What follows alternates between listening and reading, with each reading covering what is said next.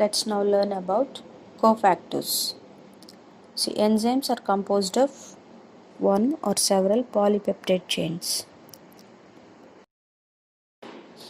We have already talked about the active sites of the enzymes. These active sites are formed jointly by apoenzyme and cofactor.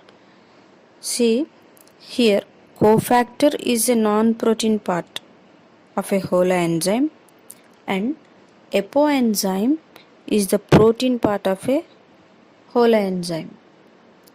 That is altogether the holoenzyme.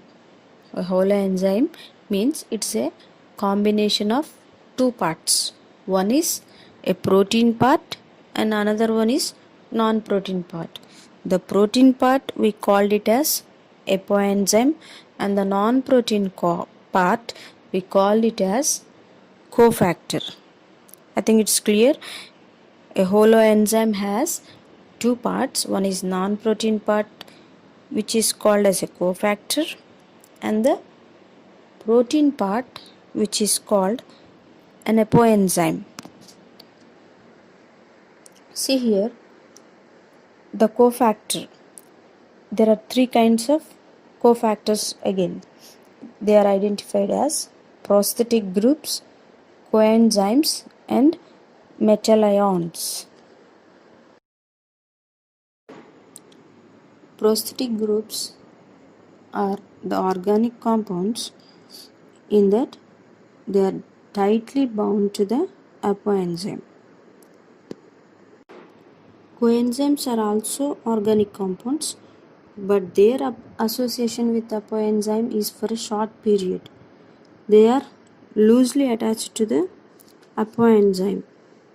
That means usually occurring during the course of catalysis. Coenzymes also serves as cofactors in a number of different enzyme catalyzed reactions. The last one is metallions. A number of enzymes requires metallions for their activity.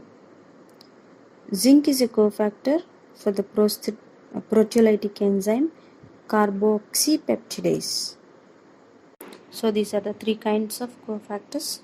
One is prosthetic groups, the other one is coenzyme, and the third one is metallions.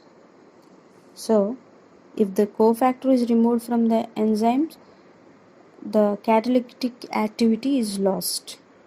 So it clearly says that cofactors play a crucial role in the catalytic activity of the enzyme. Classification and nomenclature of enzymes. There are thousands of enzymes that have been discovered and studied. Enzymes are divided into 6 classes. Enzymes ends with ACE, ACE. If we say lactose, lactases, like that, it ends with a sound ACE. So the 6 classes are: one is oxidoreductases, second one is transferases, third one is hydrolases, fourth one is lysases, fifth one is isomerases, and sixth one is ligases. In oxidoreductases, enzymes catalyzes oxidation and reduction between two substrates. In transferases, transfer of a group, enzymes catalyzing a transfer of a group, that is transferases. The third one is hydrolases. In this, hydrolysis of a substrate takes place. In lysases, non-hydrolytic removal of a group or addition of a group to a substrate. There will be double bonds in this. In isomerases, there is a change in the molecular form of the substrate. In ligases, joining of two molecules by the formation of new bonds. These are the 6 classes in which the enzymes are being classified. The above classification provides 4-digit code for the identification of individual enzymes. We said 4-digit code. For example, if you take glucose 6 phosphotransferase has the enzyme code EC, enzyme code 2712. Here the first digit 2 indicates the major class and the second digit 7 indicates the subclass.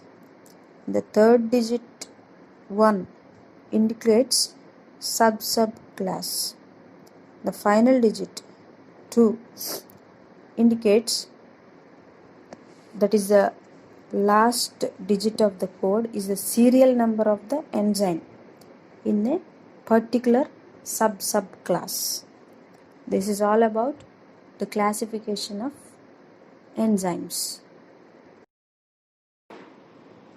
With this we have finished the 3rd chapter, enzymes.